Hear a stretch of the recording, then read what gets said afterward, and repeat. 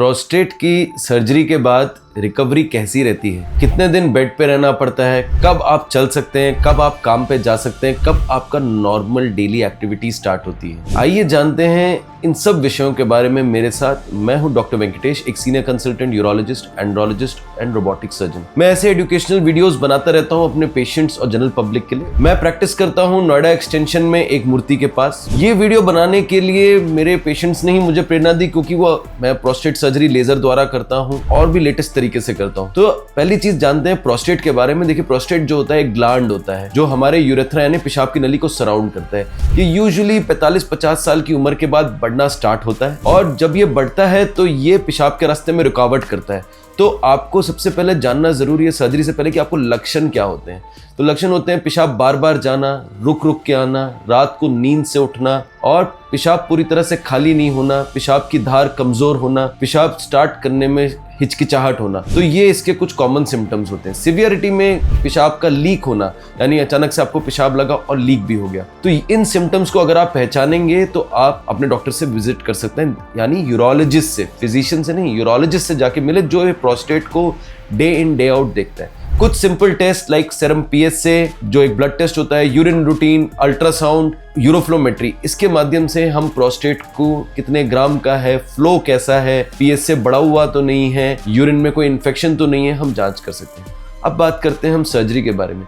देखिए, prostate surgery जो होती है दूरबीन विधि से मैं करता हूँ और लेजर से करता हूँ। इसमें कोई भी चीरा काटी नहीं होती है। जिस दिन सर्जरी होता है उस दिन सुबह 7 से 8 के बीच में मैं एडमिट करता हूँ। आपके सारे टेस्ट हो जाते हैं। अगर आप कोई हार्ट पेशेंट हैं और ब्लड थिनर ले रहे हैं तो आई एंश्योर दैट कि ये 5 दिन पहले कम से कम बंद हो, और मिनिमम 3 डेज तो इसको बंद करना पड़ता है, चाहे आप लेजर से ही क्यों ना करें, क्योंकि ब्लीडिंग के चांस डेफिनेटली बढ़ जाते हैं। इसके बाद आपके जनरल ब्लड टेस्ट होते हैं like CBC, KFT, PT INR, viral markers, और किसी में हम रिपीट अल्ट्रासाउंड भी करते हैं, ईसीजी, एक्सरे, और अगर जरूरत पड़े तो 2D इको भी करना पड़ सकता है। इसके बाद आपको एक एनेस्थेटिस्ट डॉक्टर आके चेकअप करता है, आपका फिटनेस देखता है एनेस्थीसिया के लिए कि आप कितने फिट हैं। ये सब प्रक्रिया हम एडमिशन से पहले भी करा सकते हैं। सारे टेस्ट करा के एनेस्थेटिस्ट के डॉक्टर को पीएससी यानी प्री एनेस्थेटिक चेकअप भी करा सकते हैं, ताकि आप संतुष्ट रहें कि भाई मैं सर्जरी के लिए बिल्कुल फिट हूं और ऑपरेशन के दिन कोई नई चीज सामने ना आए।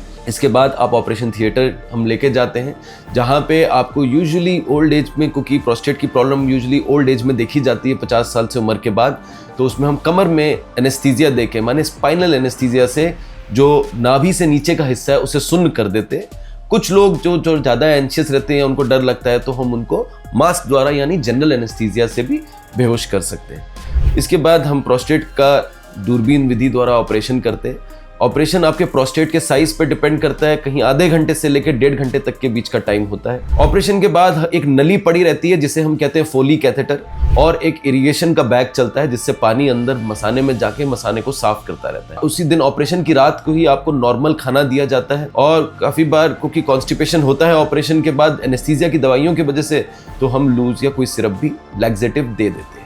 अगले दिन सुबह हम जो इरिगेशन को बंद करके आपको बेड से चलवाते हैं, फिराते हैं, नॉर्मल ब्रेकफास्ट कराते हैं, और 99% आप अगले दिन घर पे होंगे, यानी आपके अस्पताल का स्टे हुआ 1 दिन। अब जब आप घर जाते हैं तो मैं कुछ चीजें बोलता हूं, जिसमें कि आपको लैट्रिन के रास्ते जोर नहीं देना, यानी कॉन्स्टिपेशन नहीं होना चाहिए। उसके अलावा आपको स्कूटर या बाइक में कम से कम हफ्ता या 2 हफ्ता अवॉइड करना चाहिए बैठना, क्योंकि देखिए इंडियन सड़कें हैं जो पोथहोल्स बहुत हैं, झटके पड़ेंगे तो वहाँ पे जो प्रोस्टेट फोसा है वो एम्प्टी है, उससे ब्लीडिंग हो सकता है। इसके अलावा आप सीढ़ी चढ़ सकते हैं, सीढ़ी उतर सकते हैं, मॉर्निंग वॉक कर सकते हैं, इवनिंग वॉक कर सकते हैं, इसमें कोई दिक्कत नहीं है।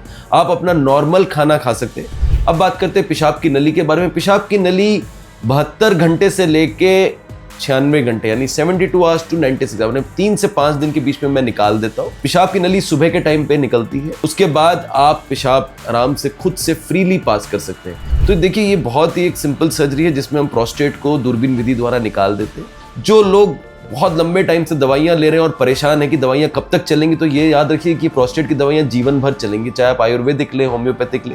तो सर्जरी एक श्योर शॉर्ट सोल्यूशन है आपको प्रोस्टेट से निजात पाने का, इसके रुकावट से। बहुत लोग बोलते हैं कि भाई सर्जरी के बाद भी आराम नहीं मिला, तो उसका कारण ये रहता है कि काफ़ी बार जब बहुत लंबे टाइम से ऑब्स्ट्रक्टेड होता है तो आपका ब्लैडर जो मसाना होता है वो पूरी तरह से जल्दी ठीक नहीं हो पाता, उसमें समय लगता है। और दूसरी सबसे ज़रूरी चीज़, एक एक्सपीरियंस यूरोलॉजिस्ट से सर्जरी कराएं, क्योंकि ये सर्जरी में बहुत क्रिटिकल स्टेप्स होते हैं और लेज़र द्वारा सर्जरी करना आसान नहीं होता है। फिर भी आपको इस रिलेटेड कोई क्वेश्चन है या आप कोई अपनी रिपोर्ट्स भेजना चाहते हैं तो आप नीचे दिए गए नंबर पर संपर्क करें। मेरी टीम ज़रूर आपको मेरे साथ ऑनलाइन कंसल्टेशन कराएगी और आपके कुछ भी डाउट्स हो इससे रिलेटेड, इस विषय से रिलेटेड, प्रोस्टेट को या ऑपरेशन से रिलेटेड, हम ज़रूर दूर करेंगे। Thank you.